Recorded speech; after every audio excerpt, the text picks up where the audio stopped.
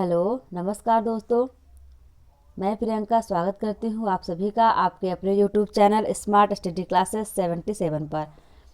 दोस्तों, हमारे चैनल के माध्यम से आपको विभिन्न विषयों की तैयारी करवाई जा रही है। सभी विषयों से संबंधित प्रैक्टिस सेट लगातार अपलोड हो रहे हैं।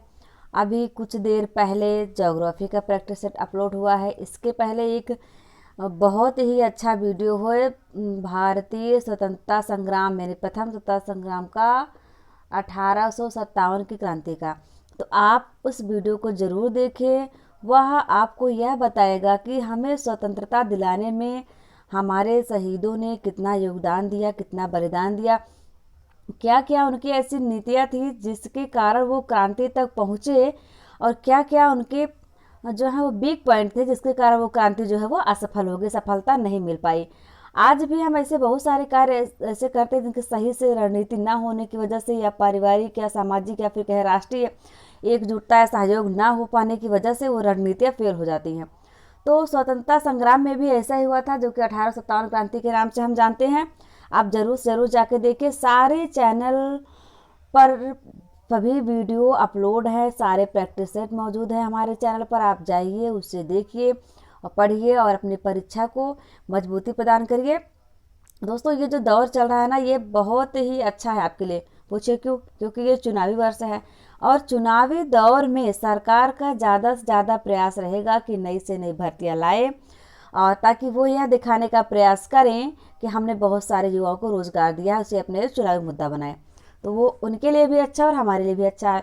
तो हम जुट जाते हैं अपनी परीक्षा की तैयारी में। उसके लिए आपको आना होगा हमारे चैनल पर, जो कि स्मार्ट स्टडी क्लासेस 77 है। ये दोस्तों, ये चैनल आपका है और आपके लिए बनाया गया है। इसमें हमारा कोई योगदान नहीं है, हम तो सिर्फ आपके लिए ही चला रहे हैं इसको, आपकी परीक्षा को मजबूती प्रदान करने के लिए, आपको सफलता दिलाने के लिए। तो आप इस पर सहयोग कीजिए। आप ज़्यादा से ज़्यादा इसे शेयर करें, लाइक करें और सब्सक्राइब करें। ठीक है दोस्तों, खुद भी करें और अपने घर वालों से भी करवाएं। आइए देखते हैं आज का प्रैक्टिस सेट। आज जो मैं लेकर आई वो हिंदी साहित्य एवं व्याकरण पर आधारित है, और प्रैक्टिस सेट नंबर 10 है। इसके पहले 9 प्रैक्टिस सेट आपको हिंदी के मिल जाएंगे। उसके बाद पर्यावरण के प्रैक्टिस सेट हैं, संस्कृत के हैं, भूगोल के हैं, हिंदी साहित्य इतिहास तो चल ही रहा है। उसके बाद क्या है आपका छत्तीसगढ़ स्पेशल के वीडियो है, कंप्यूटर के हैं और हिस्ट्री के हैं। ये सभी वीडियो आपको हमारे चैनल पर मिल जाएंगे। तो और जिन विषयों की तैयारी अभी हमारे चैनल पर नहीं करवाई जा रही उन सभी के भी स्टार्ट होने वाले हैं। यदि आपका सहयोग और सपोर्ट अच्छा रहा तो हम आगे और भी अच्छे अच्छे वीडियोस लेकर आते रहेंगे, सभी विषयों के लेकर आएंगे लगभग। लेकिन उसके लिए आप थोड़ा सा हमारे चैनल को सपोर्ट करिए, इसके सब्सक्राइबर और को बढ़वाइए और देखिए इसको आप। ठीक है, आइए देखते हैं पहला क्वेश्चन। पहला क्वेश्चन आपसे पूछा जा रहा है यहाँ पे, अवधि का विकास किस अपभ्रंश से हुआ है? आपको बताना है दोस्तों यहाँ पे अवधि का विकास किस अपभ्रंश से हुआ है। महाराष्ट्र से हुआ है, अर्धमागधी से हुआ है, सौरसेनी से, या फिर मागधी से। तो अवधि का विकास जो है वो हुआ है आपके अर्धमागधी से। अर्धमागधी क्या है? ये अपभ्रंश है एक प्रकार का। अब हम देखते हैं अपभ्रंश के कुछ प्रकार। अपभ्रंश जो है वो कितने प्रकार हैं? तो मूलतः 7 प्रकार है। कौन कौन से? सौरसेनी अपभ्रंश, मागधी अपभ्रंश, और आपका महाराष्ट्रीय या दक्षिणी अपभ्रंश, ब्राह्मण अपभ्रंश, और खस अपभ्रंश, अर्धमागधी, पैसाची। ठीक है, ये अपभ्रंश के प्रकार हैं। और इन्हीं अपभ्रंश के अंतर्गत बोलियां आती हैं हमारे, जो इन्हें हम हिंदी साहित्य में पढ़ते हैं। हिंदी साहित्य क्या है? वो अलग बोलियां ही हैं उसकी। साहित्य के अंतर्गत बहुत सारी बोलियां हैं। बोलियों की संख्या कितनी निर्धारित है वो सब हम आपको आगे बताने वाले हैं। अब बने रहिए हमारे चैनल पर और देखते रहिए इसको। चलिए देखते हैं हम दूसरा क्वेश्चन का आंसर। दूसरे क्वेश्चन का आंसर है, आपसे पूछा जा रहा है पे श्यामा स्वप्न के लेखक कौन है? श्यामा स्वप्न एक रचना है और आपको बताना है कि इसके लेखक कौन है। आप बताइए, ठाकुर जगमोहन सिंह, ब्रजनंदन सहाय, गोपाल राम गहमरी, या फिर किशोरीलाल गोस्वामी। तो श्यामा स्वप्न के जो लेखक हैं वो है आपके ठाकुर जगमोहन सिंह जी। ठाकुर जगमोहन सिंह ने लिखा था श्यामा स्वप्न। अब आप बताइए कि ब्रजनंदन सहाय जी ने क्या लिखा था? तो ब्रजनंदन सहाय ने लिखा था उद्धव नाम का एक नाटक, और भी लिखा था इन्होंने, लेकिन मुझे इम्पोर्टेंट लगा तो मैं आपको बता रही हूँ। उद्धव एक नाटक था, लिखा है उन्होंने। कब लिखा था? 1909 में। फिर आपके ये आ जाते हैं गोपाल राम गहमरी, जिन्होंने विशेषता जासूसी उपन्यास लिखे, जासूसी रचना लिखा करते थे। उनका एक नाटक है देश दशा। देश दशा नामक उन्होंने नाटक लिखा था। ये परीक्षा की दृष्टि से उपयोगी है। देश दशा। उसके बाद है आपके ये ब्रजनंदन सहाय जी तो हो गए, और ये किशोरीलाल गोस्वामी। हाँ, किशोरीलाल गोस्वामी जो हैं इन्होंने क्या क्या लिखा था, तो किशोरीलाल गोस्वामी जी ने लिखा था आपके प्रणयिनी परिणय, प्रणयिनी परिणय, मयंक मंजरी, और भी बहुत सारी रचनाएं हैं इन लोगों की। मैं सिर्फ एक या दो रचनाएं बता रही हूँ, इसका मतलब ये नहीं कि सिर्फ एक ही दो लिखी, इन्होंने बहुत सारी लिखी हैं। जो इंपॉर्टेंट लग रहा है मुझे मैं भी बता रही हूँ। तो इस प्रश्न का जवाब आपको मिल गया होगा। श्यामा सपने के लेखक जो हैं वो ठाकुर जगमोहन सिंह जी हैं। आइए हम देखते हैं, ये क्वेश्चन बहुत ही इंपॉर्टेंट क्वेश्चन है और लगभग सभी परीक्षाओं में पूछा जाता रहता है। उच्चारण स्थान। दोस्तों आपने ध्यान दिया होगा कि मेरे प्रत्येक प्रैक्टिस सेट में उच्चारण स्थान से संबंधित एक प्रश्न जरूर रहता है। उसके पूछने का उद्देश्य जो होता है यह कि मैं आपको वर्णमाला के सभी वर्डों का उच्चारण स्थान एकदम रटवा दूँ, एकदम याद करवा दूँ, आपकी परीक्षा में यदि आए तो कहीं से भी गलत ना होने पाए, इसलिए मैं शामिल करती हूँ। आइए देखते हैं था का उच्चारण स्थान क्या है। तो था का उच्चारण स्थान जो है वो क्या हो जाता है, दंत हो जाता है। दंत कैसे होगा, ये सूत्र बनाए गए हैं उच्चारण स्थानों को याद करने के लिए, संस्कृत के सूत्र हैं जो कि हिंदी में भी चलते हैं। तो देखते हैं बिल्कुल क्या है। पहला सूत्र जो है आपका, अकु विसर्जनीय नाम कंठा। अकु विसर्जनीय नाम कंठा मैं कई बार आपको बता चुकी हूँ। अकु अर्थात छोटा अ, बड़ा अ, विसर्ग और क ख ग घ अंगा, ये जो है वो कंठ से उच्चारित किए जाते हैं। दूसरा सूत्र है आपका इचु यसा नाम तालु। इचु यसा नाम तालु। तो ई का मतलब होगा छोटी ई और बड़ी ई दोनों हो जाएंगे, और चू का मतलब होगा कि चा वर्ग, यानी प्रत्येक वर्ग में 5 वर्ड आते हैं, च छ ज झ इया। उसके बाद या से यज्ञ, और ये शा, शेर का जो सा होता है, इनका उच्चारण स्थान आपका हो जाता है क्या, तालव्य। तीसरा है ऋतु लसा नाम दंता। क्या है, ऋतु, ऋतु लसा नाम दंता। इसमें ऋ क्या है, ये संस्कृत का वर्ड है, संस्कृत में दिया था, हिंदी में नहीं है। तो तू से आप समझिए, तू का मतलब होगा ता वर्ग, ता था द ध ना। उसके बाद ला और शा, ये वाला सा जिससे आप सेब लिखते हैं। ऋतु रसा नाम दंता, इनका उच्चारण स्थान जो है वो दंत हो गया। तो इस तरह से आपको था जो है इसे में आ गया, था का उच्चारण स्थान भी हो गया दंत। चलिए हम आगे एक भी सूत्र देख लेते हैं। ऋतु रसाराम मूर्धा। ऋतु रसानाम मूर्धा, ऋतु रसानाम मूर्धा, इसमें हो गया आपका ऋ से ऋषि। टू का मतलब हो गया टा वर्ग, टा ठा डा ढा अड़ा, और रा और ये मूर्धन्य शा, इनका उच्चारण स्थान जो है वो हो जाता है आपका मूर्धा। और भी है वकारस दंतोष्ठव आदातो कंठतालु उदयतो कंठोष्ठव, इस प्रकार से ये सारे सूत्र हैं। सूत्रों के माध्यम से उच्चारण स्थानों को याद करना आसान हो जाता है। आइए हम देखते हैं साहित्य का प्रश्न। निम्न में से अवधी भाषा की प्राचीनतम कृति कौन सी है। दोस्तों यहाँ पर 4 रचनाएं दी गई हैं, वो चारों अवधी भाषा की हैं और एक से बढ़कर एक है, लेकिन आपको बताना सबसे पहले यानी प्राचीनतम कृति कौन सी है। रामचरितमानस, पद्मावत, चित्रावली या फिर चंदायन। तो जो सबसे प्राचीन रचना है वो कौन सी है, चंदायन है। कौन सी है, चंदायन। और चंदायन को लिखा किसने था, तो चंदायन को लिखा था मुल्ला दाऊद ने। किसने, मुल्ला दाऊद ने। कब लिखा था, 1379 में लिखा था। चंदायन को लिखा था मुल्ला दाऊद ने 1379 में। ऐसा मानना है विद्वानों का कि इसका जो मूल ढांचा है, यानी ये किस कहानी पर आधारित है, तो अपभ्रंश के कवि जो थे स्वयंभू, उनकी एक रचना है पौमचर्यु, तो उसी को आधार बनाकर मुल्ला दाऊद ने इसको चंदायन को लिखा था। डॉक्टर माता प्रसाद गुप्त ने इसका मूल नाम लोर कहा कहा है। लोर कहा, कहा यानी अपभ्रंश में कथा को कहा कहते हैं, तो लोर कथा।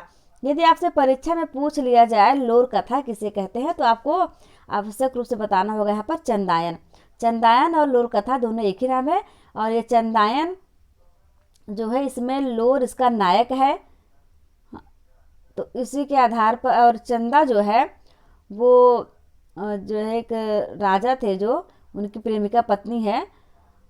तो मैं इसकी कहानी यदि आपको बताने लगूंगी तो बहुत टाइम लग जाएगा और वीडियो हो जाएगा बहुत लंबा, तो मैं कभी आपको बताऊंगी जिस दिन मैं सिर्फ साहित्य का वीडियो लेकर आऊँ उसमें आपको बताऊँगी। तो आप यही समझिए कि इसका नायक जो है वो लोर है और इस पर आधारित है ये चंदायन। उसके बाद हम जान लेते हैं पद्मावत को। आप बताइए कि पद्मावत किसकी रचना है। पद्मावत नाम की एक मूवी भी बनी, आप लोगों ने देखा होगा। पद्मावत को लिखा किसने है? मलिक मोहम्मद जायसी जी ने लिखा है पद्मावत को। और जायसी जी की अन्य रचनाएं कौन कौन सी हैं? अखरावट है, अखरावट, आखिरी कलाम, चित्ररेखा, कहरनामा, मसलनामा और कान्हावत, ये इनकी रचनाएं हैं। कौन कौन सी? एक बार फिर से दोहरा देती हूँ, आप इसे सुन लीजिए। ये सारी बातें मेरे पीपीटी में नहीं लिखी हैं, लेकिन मैं जो बोल रही हूँ वो भी आपके लिए आवश्यक है, इसलिए मैं जो एक्सप्लेनेशन कर रही हूँ उस पर भी आप ध्यान दीजिए। कॉपी पेन लेकर बैठिए, अच्छे से लिखिए और याद करिए। तो आप बताइए जायसी जी की अन्य रचनाएं कौन कौन से? फिर से सुनिए। पद्मावत, अखरावट, आखिरी कलाम, चित्ररेखा, कहरनामा, मसलनामा, कान्हावत, ये इनकी इतनी रचनाएं हैं। और जायसी जी का जो जन्म है वो कब हुआ था? जायसी जी का जन्म हुआ था 1492 यानी 1492 में हुआ था। कहाँ हुआ था? जायस में। जायस नाम का एक नगर है, रायबरेली में पड़ता है, वहीं पर इनका जन्म हुआ था। और इनको मृत्यु जो है वो हुई थी 1542 में। इनकी समाधि कहाँ है? अमेठी में है। इनकी समाधि अमेठी में है। और जायसी जो थे वो शेर शाह के समकालीन थे। पद्मावत में उसका नाम भी आया हुआ है, शेर शाह के समकालीन थे। और कुछ उक्तियाँ मिलती हैं जिनसे इन सब बातों का प्रमाण मिलता है। जैसे एक उक्ति है, भा अवतार मोर नौसदी, भा अवतार मोर नौसदी, 30 बरस ऊपर कभी बदी।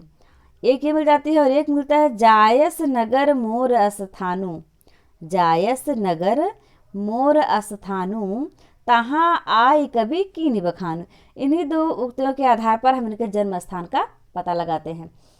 तो आइए अब हम देखते हैं कि रामचरितमानस, रामचरितमानस जो कि आज के समाज का एक सुप्रसिद्ध महाकाव्य है, इसकी एक प्रति आपको हर घर में मिल जाएगी। हर हिंदू घर में रामचरितमानस आपको अवश्य मिल जाएगा। और हमारे यहाँ रामचरितमानस का अखंड पाठ किया जाता है। देखते हैं आप, कोई भी प्रोग्राम होता है, स्पेशल कोई शुभ घड़ी होती है तो रामचरितमानस का पाठ करवाया जाता है।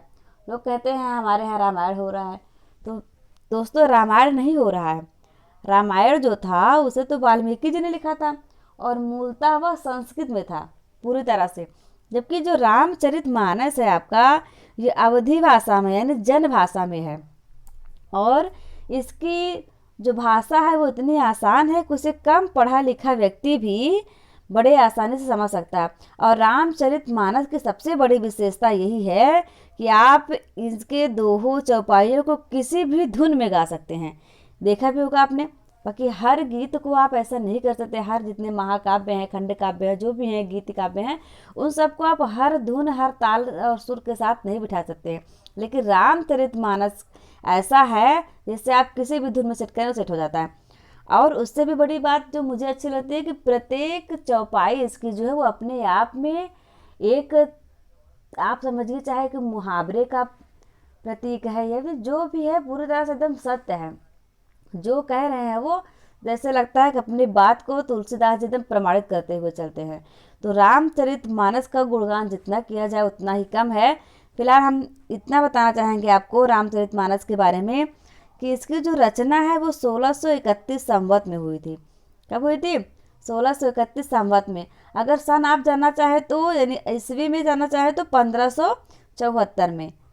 ठीक है, 1574 ईस्वी में हुआ था। एक उक्ति प्रसिद्ध है, संवत 1631 कहूँ कथा हरि पद धरे सीसा।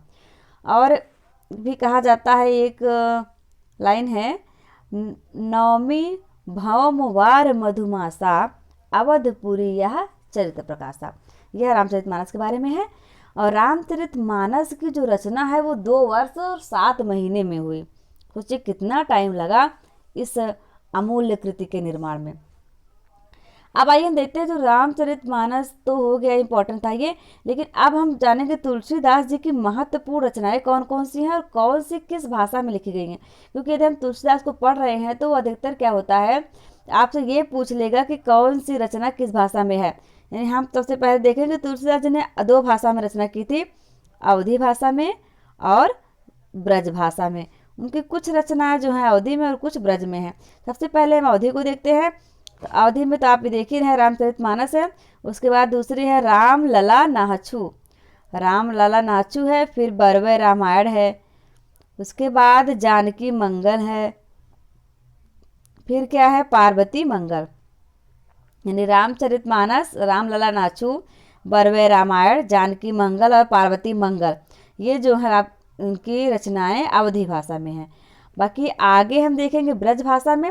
ब्रज भाषा में कौन कौन सी हैं, दोहावली, दोहावली, विनय पत्रिका, कवितावली, श्री कृष्ण गीतावली, वैराग्य संदीपनी, हनुमान बाहुक, रामाज्ञा प्रश्नावली और कृष्ण और गीतावली, ये जो हैं ब्रज भाषा में लिखे गए। जिनमें से आपकी कवितावली जो है और विनय पत्रिका बहुत बार परीक्षाओं में पूछी जा चुकी है।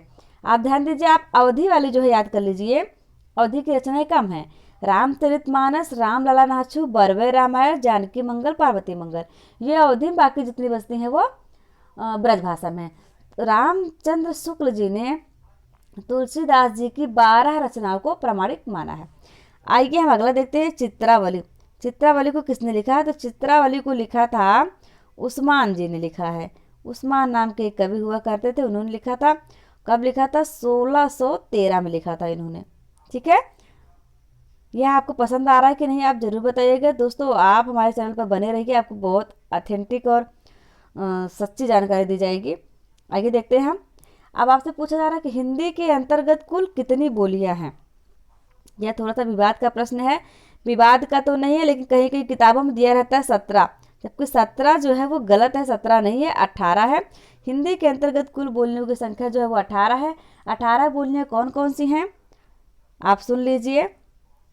कौरवी, हरियाणवी, हरियाणवी को ही बांगरू कहते हैं, बांगरू, दक्षिणी, ब्रजभाषा, बुंदेली, कन्नौजी, मारवाड़ी, जयपुरी, जयपुरी को कहते हैं ढूंढाड़ी, ढूंढाड़ी याद रखिए आप, मेवाती, मालवी और कौन से, कुमाऊनी। उसके बाद है गढ़वाली और फिर अवधी, बघेली, छत्तीसगढ़ी, भोजपुरी, मगही, मैथिली, मगही मैथिली, ये जो है वो 18 बोलियां हैं जो कि हिंदी के अंतर्गत आती हैं।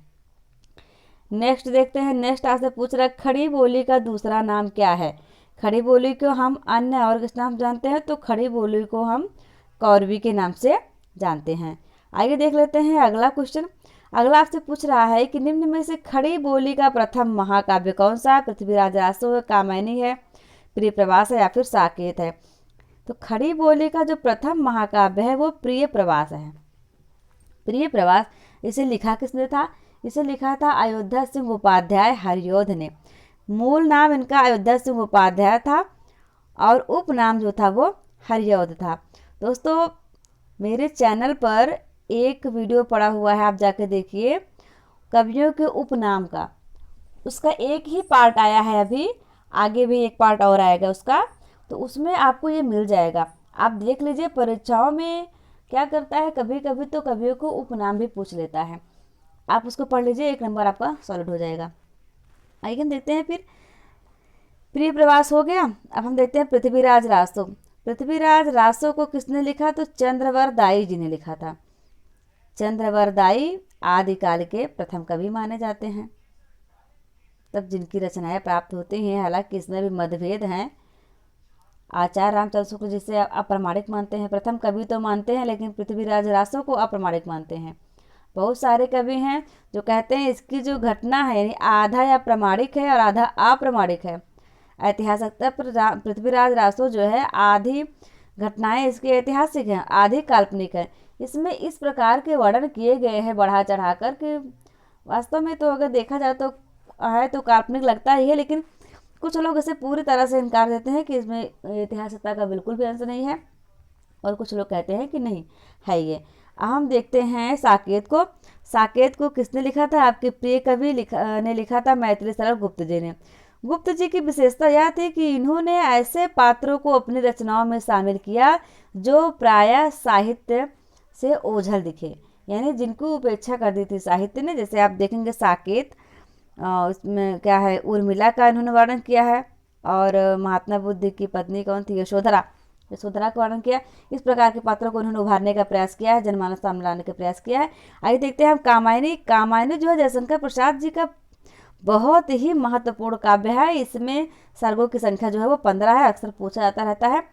आइए हम देखते हैं।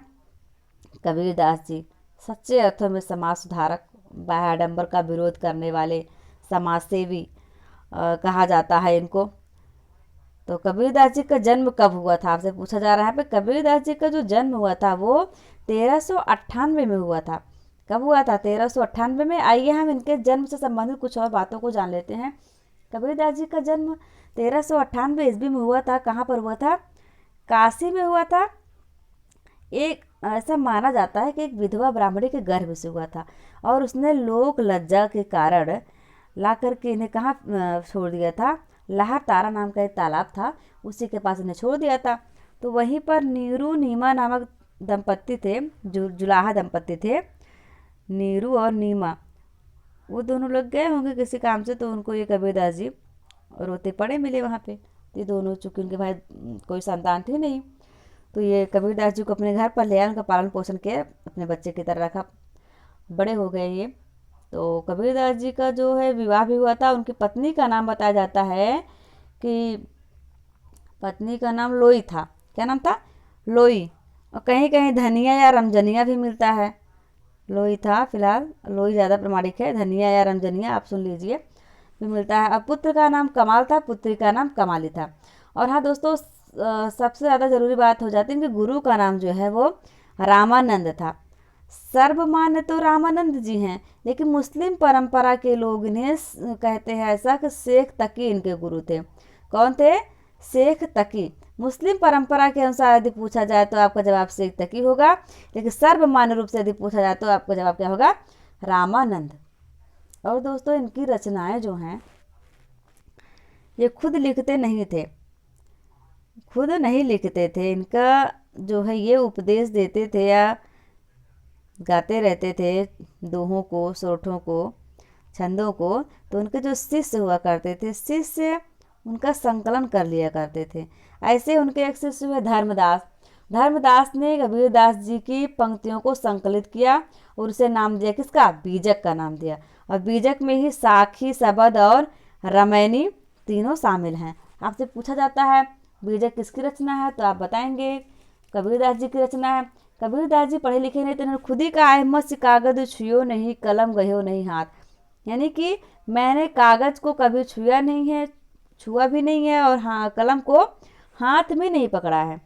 तो ऐसे में आप कैसे कल्पना कर सकते हैं कि उन्होंने खुद लिखा होगा?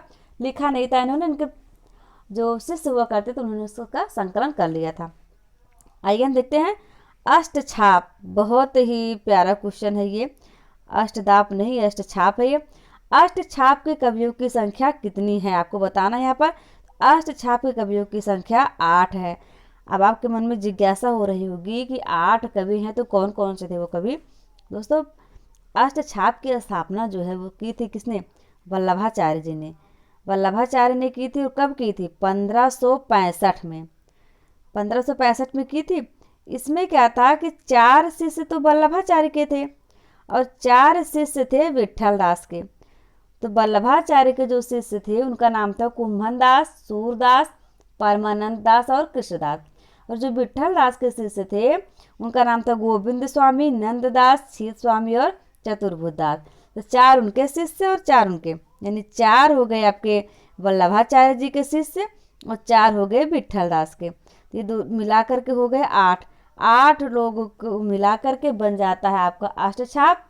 और अष्टछाप की स्थापना हुई थी 1565 ईस्वी में। इसमें जो सबसे बड़े थे वो थे कुंभन दास और सबसे छोटे थे नंददास। ठीक है, बड़े कौन थे? कुंभन दास। छोटे कौन थे? नंददास। ये इतना ही इसमें क्वेश्चन बनता है, आपसे पूछा जाता है निम्न में से कौन से कवि अष्टछाप में सम्मिलित नहीं है, या फिर अष्टछाप की स्थापना कब हुई? तो वो मैंने आपको बता ही दिया। आइए थोड़ा हम चलते हैं व्याकरण की तरफ। व्याकरण में आपसे पूछ रहा है जिसके आने की तिथि मालूम ना हो, यानी कभी भी आ पड़े, अचानक आ पड़े, टपक पड़े समझिए आप, तो उसे क्या कहेंगे आप? तो भैया जो बिना बताए आ जाए उसे हम कहेंगे अतिथि। क्या कहेंगे? अतिथि। आ मतलब नहीं, अतिथि माने समय या तारीख समझ लीजिए आप। जिसके आने का समय निश्चित ना हो, निर्धारित ना हो, उसे कहेंगे अतिथि। हमारे यहाँ तो कहा जाता अतिथि देवो भव। हमारी जो भारतीय संस्कृति है वो अतिथि देवो भव की संस्कृति है। हम देखते हैं आराध्य, यानी जो पूजा करने के योग्य हो, आराधना के योग्य, उसके लिए कहेंगे आराध्य। और आस्तिक, जो कि ईश्वर में विश्वास करता हो, जो ईश्वर के अस्तित्व को मानता हो, स्वीकार करता हो कि ईश्वर नाम की शक्ति इस संसार में है जो सबको नियंत्रित करती है, जो भी हो। अब आप जान लीजिए जलज। जलज का क्या अर्थ होता है? जल, जल मतलब होता है पानी, और जा यानी उत्पन्न होने वाला, यानी जल में उत्पन्न होने वाला। अब आप सोचेंगे जल में तो बहुत सारी चीज़ें उत्पन्न होती हैं, जलकुंभी भी होती है, मछली भी होती है, जल में रहती है, और तमाम प्रकार की जड़ें रहती हैं, पौधे रहते हैं। तो उन सब के लिए नहीं है, ये जलज जो है वो आपका कमल के लिए रूढ़ हो गया है। और इसी जल में यदि आप दा जोड़ देंगे, जलद, तो हो जाएगा बादल का पर्यायवाची। इस पर भी ध्यान दीजिए, आप शब्दों को तोड़ते चलिए और खुद से जोड़ते चलिए। ठीक है, हम आइए अगला देखते हैं चिड़ी मार। आपसे पूछा चिड़ी मार में कौन सा समास है बताइए? व्ययी है, कर्मधारय है, बहुब्रीहि पे तत्पुरुष है। तो चिड़ी मार में जो है वो तत्पुरुष समास है, चिड़ी को मारने वाला, कर्म प्रधान हो जा रहा है, चिड़ी को मारने वाला। अब आप बताइए अव्ययी भाव समास किसे कहते हैं? तो अव्ययी भाव यानी पहला पद जिसका उपसर्ग हो, या जिसे कहेंगे अव्यय हो, वो हो जाता है अव्ययी भाव समास, यानी प्रतिदिन। ठीक है, बहुब्रीहि में क्या होता है ना, तो पहला पद प्रधान होगा ना दूसरा, एक तीसरे लोग आएंगे वही मालिक हो जाएंगे। समझ रहे हैं आप? जो हमारा परिवार, समझ लीजिए परिवार है, परिवार में दो लोग हैं, पति पत्नी, पति पत्नी हैं तो हैं, लेकिन उनका कोई मतलब नहीं है, कोई तीसरा आ जा रहा है वो मालिक बन जा रहा है, तो वहाँ पर क्या हो जाएगा आपका? बहुब्रीहि समास। जैसे कि आप देखिए लंबोदर। लंबोदर देखिए, लंबोदर का मतलब क्या हुआ? लंबा है उदर जिसका, लंबा उदर। भाई अब आप कहो कि लंबा उदर तो किसी का भी है, लंबोदर तो बहुत सारे लोग आज को तो लंबा उदर दे जाता है ना, तो उन सब के लिए लंबोदर नहीं होगा। ये इशारा कर रहा है गणेश भगवान की तरफ, ये उनके लिए रूढ़ हो चुका है, और किसी को आप लंबोदर नहीं कह सकते हैं, इसलिए यहाँ पर हो जाएगा कि बहुब्रीहि समास। और कर्मधारय क्या होता है? यहाँ पर विशेषण और विशेष्य का संबंध हो जाता है। जैसे अगर आप कहें नील कमल, नील कमल, कमल हो गया विशेष, नील हो गया विशेषण, यानी एक नीला जो है वो कमल की विशेषता बता रहा है। यहाँ पर विशेषण और विशेष्य का संबंध होने के कारण आपका हो जाएगा कर्मधारय समास। उम्मीद है समझ में आया होगा आप लोगों को। आइए हम देखते हैं वाच्य। वाच्य पर आधारित प्रश्न है, पूछा जा रहा है आपसे, आपको बताना है इसमें मुझसे चला नहीं जाता। मुझसे चला नहीं जाता, ये वाक्य जो है इसमें कौन सा वाच्य है बताइए? कर्तृवाच्य है, कर्म है, फिर भाववाच्य है। दोस्तों आपको पता है जो वाच्य हैं वो 3 प्रकार के होते हैं, कर्तृ, कर्म और भाववाच्य। तो ये देखिए, फिलहाल इसका जवाब तो होगा भाववाच्य, लेकिन हम थोड़ा सा इन तीनों के बारे में भी समझ लेंगे, ये तीनों क्या भला हैं। देखिए भाववाच्य जो है वो भी आपको बताती हूँ, जिस जहाँ पर भाव की प्रधानता हो, भाव की प्रधानता होती है वहाँ पर हो जाएगा भाववाच्य। जहाँ कर्ता प्रधान हो वहाँ हो जाएगा कर्तृवाच्य, और जहाँ कर्म को प्रधान कर दे वहाँ पर हो जाएगा कर्मवाच्य। अब कर्तृवाच्य में देखें, जैसे लड़का खाता है, मैं पुस्तक पढ़ता हूँ, तो यहाँ पर सीधा सीधा वाक्य है आपका कर्तृवाच्य हो जाएगा। कर्मवाच्य में पुस्तक पढ़ी जाती है, खाना खाया जाता है, यहाँ पर कर्म को प्रधान बताया जा रहा। और भाव, मुझसे चला नहीं जाता, मुझसे बैठा नहीं जाता, इस प्रकार के सेंटेंसेस जहाँ आएगा वहाँ पर भाववाच्य होगा। ठीक है, आइए हम आगे देखते हैं। राम खाकर सो गया, वाक्य में खाकर कौन सी क्रिया है? दोस्तों ध्यान देने की बात है, राम पहले खाया है उसके पास सोया है, पहले खा लिया उसके बाद सो गया। तो आपसे पूछ रहा है खाकर, यानी जो खाया है वो उसमें कौन सी क्रिया? तो उसमें आपकी है पूर्वकालिक क्रिया, यानी सोने के पहले उसने जो कार्य किया वो कौन सी क्रिया हो गया आपकी? पूर्वकालिक क्रिया। अब ये जो प्रेरणार्थक क्रिया है, प्रेरणार्थक में क्या होता है? कोई कार्य आप खुद ना करके किसी और से करवाते हैं। जैसे हमें उठवाना पड़ा, सामान उठवाना पड़ा, सामान उठवाना है, किसी को खाना खिलवाना है, पानी पिलवाना है, इस टाइप के जब शब्दों का उपयोग आप करेंगे तो वहाँ पर प्रेरणार्थक क्रिया हो जाएगी। और नाम धातु क्या होती है? नाम धातु होता है आपका, जैसे आप देखेंगे हाथ से हो गया हथियाना, पात से बतियाना, लात से लतियाना भी होता है। इस प्रकार जो क्रिया होगी आपको नाम धातु क्रिया होगी। और क्रिया आप जानते हैं जिससे किसी कार्य का करना या होना पाया जाए उसे क्रिया कहते हैं। जैसे खाना पीना, सोना, जगना, टहलना, घूमना इत्यादि जो होते हैं वो आपके क्रिया के अंतर्गत आ जाते हैं। अब आपको बताना यहाँ पर कारक से संबंधित क्वेश्चन। वह द्वार द्वार भीख मांगता है, वाक्य में कौन सा कारक है? द्वार द्वार भीख मांगता है, वाक्य में जो कारक है आपका अधिकरण कारक हो जाता है। द्वार द्वार भीख मांगता है, इसमें कौन सा कारक है? अधिकरण कारक हो जाता है। यहाँ पर मैं आपको स्पष्ट करती हूँ अधिकरण कारक हुआ कैसे।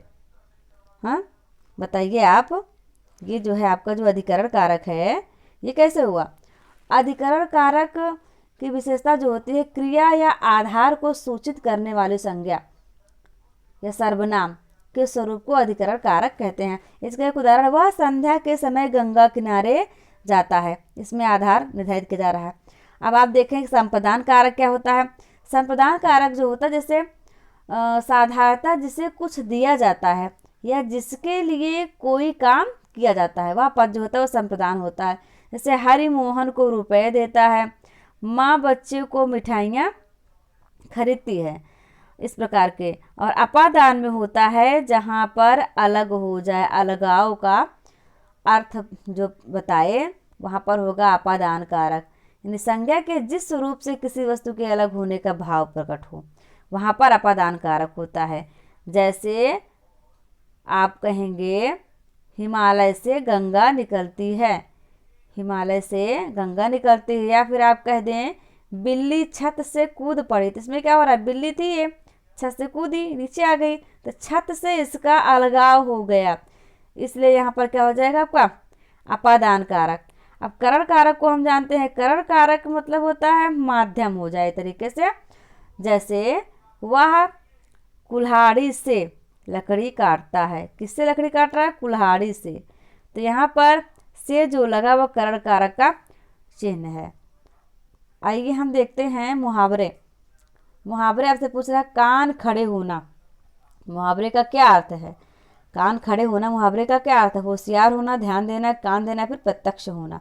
तो कान खड़े होने मुहावरे का अर्थ जो है वो होशियार होना। दोस्तों आपकी परीक्षाएं आ रही हैं, आप कान खड़े कर लीजिए, इस प्रकार का प्रयोग होता है ना। कान खड़े होना मतलब होशियार हो जाएगी, परीक्षाएं आने वाली हैं और एकदम से मौके पे चौका लगा दीजिए, एक नौकरी हासिल कर लीजिए।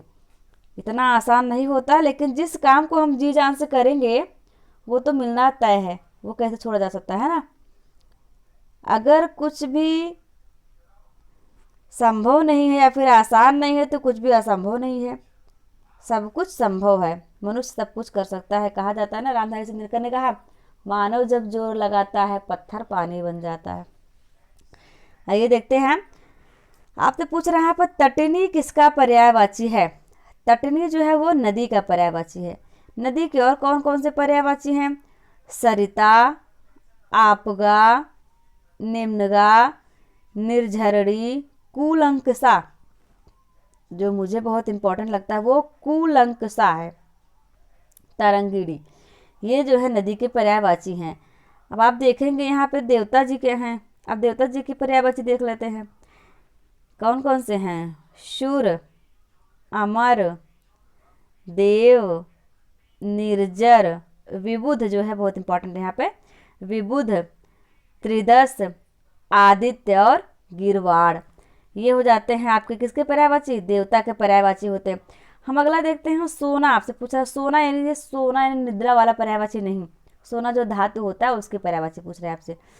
सुवर्ण, स्वर्ण, कंचन, हाटक, कनक, हिरण्य, हेम और जातरूप, ये जो है आपके सोना के पर्यायवाची हो जाते हैं।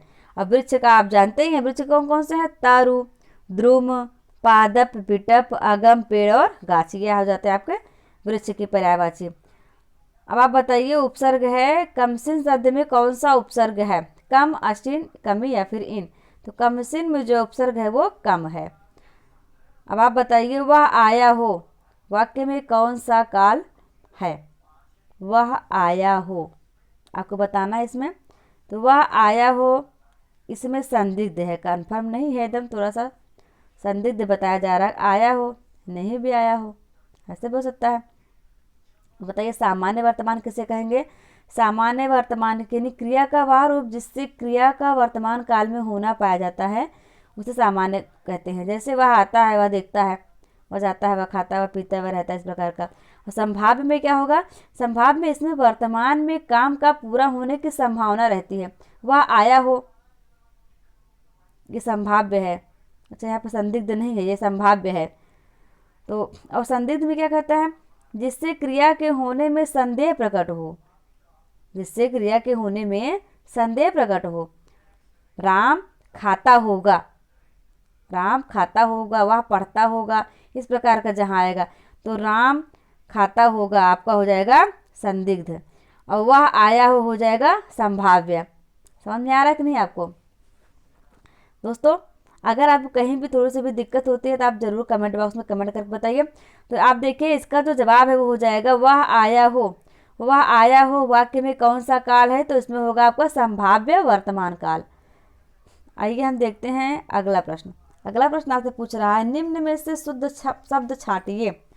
हिरण्यकश्यपु, सस्य श्यामला, आवश्यकीय, चातुर्यता। इसमें कौन सा शब्द शुद्ध है? इसमें जो शुद्ध शब्द है वो आपका हो जाता है सस्य श्यामला। सस्य श्यामला शुद्ध है, बाकी तीनों अशुद्ध हैं। अब आप बताइए, निम्न में से स्पर्श व्यंजनों की संख्या कितनी है? अगर आपने हमारे पीछे के वीडियोस देखे होंगे तो मैंने आपको बताया उसमें स्पर्श व्यंजनों की जो संख्या है वो एक कोड वर्ड में मैंने बताया था, स्पर्श व्यंजनों की संख्या कम है। कम है यानी का से लेकर के माँ तक जो व्यंजन है वो आपके कहे जाते हैं स्पर्श व्यंजन। इनकी संख्या 25 है। 25 क्यों है भाई? 5 वर्ग है, का वर्ग, चा वर्ग, टा वर्ग, ता वर्ग और पा वर्ग। 5 वर्ग हो गए, तो पाँचों में 5 5 वर्ड है, 5 गुणे 5 कर दी जाने 25 हो गए। तो निम्न में से स्पर्श व्यंजनों की संख्या जो है आपकी वो 25 है। आइए हम एक कथन देख लेते हैं। कथन है इसमें, जिन ध्वनि चिन्हों द्वारा मनुष्य परस्पर विचार विनिमय करता है उसको सम्मिश्र रूप से भाषा कहते हैं। यह कथन किसका है? यह कथन जो है वो हो जाता है इनका बाबूराम सक्सेना जी का। यह कथन बाबूराम सक्सेना जी का है, इसको आप याद कर लीजिए। अब आप बताइए, हिंदी में वचन कितने होते हैं? 2 3 4 5 कितने होते हैं? तो हिंदी में जो वचन है वो 2 होते हैं, जबकि संस्कृत में 3 होते हैं। आप याद करके रखिए, हिंदी में 2, संस्कृत में 3। यहाँ पर आपसे हिंदी पूछा तो आपको हिंदी बताना, हिंदी में 2 होते हैं। अब चलिए, एक क्वेश्चन तो आपके लिए मैं छोड़ देती हूँ। सारे क्वेश्चनों को आंसर मैं ही दे दूंगी, तो कैसे पता चलेगा आप कुछ पढ़ रहे हैं कि नहीं पढ़ रहे हैं? बताइए, आपको बताना है वर्डों के मेल को क्या कहा जाता है। बहुत ही सिंपल क्वेश्चन है, आपको इसका जवाब हमारे कमेंट बॉक्स में देना है। तो आप वीडियो को देखिए, देखकर आप कमेंट बॉक्स में जाइए, वहाँ पर कमेंट करके इसका आंसर दीजिए। और आपको हमारा वीडियो कैसा लगा आप इस पर फीडबैक दीजिए। यदि आप चाहते हैं कि आपको हमारे चैनल के माध्यम से और भी विषयों के प्रैक्टिस सेट करवाए जाएं, तो उसके लिए आप हमें कमेंट बॉक्स में कमेंट करिए। और हाँ दोस्तों, हमारे चैनल पर आप आइए और देखिए, पूरे प्लेलिस्ट से एक सीरियल से लगे हुए हैं, सारे क्लासेस लगी हुई हैं। आप जाके उन्हें देखिए अच्छे से और अपने ज्ञान को बढ़ावा दीजिए और अपनी मंजिल को पाने के लिए अपना सब कुछ लगा दीजिए, जी जान से जुट जाइए। क्योंकि आप यदि जुट जाएंगे तो कोई भी परीक्षा ऐसी नहीं है जो आपसे बढ़कर हो, और वह आपको सफलता तक जरूर पहुंचाएंगे। दोस्तों, कैसा लगा आपको ये वीडियो आप जरूर बताइएगा, कमेंट बॉक्स में कमेंट करिएगा, हमें आपके कमेंट का इंतजार रहेगा। और हाँ दोस्तों, एक बात यह है कि थोड़ा आप जो है हमारे चैनल को सपोर्ट करिए। ये चैनल आपका है, इस मेरा थोड़ी ना है, ये आपका है, आपके लिए बनाया गया है। आप इसे ज़्यादा से ज़्यादा शेयर करिए अपने दोस्तों के साथ, अपने घर वालों के साथ, और इसे सब्सक्राइब करिए तथा लाइक और शेयर करिए। मिलते हैं हम आपसे एक और दमदार मज़ेदार वीडियोज़ में, परीक्षा उपयोगी आपके लिए जो होगा।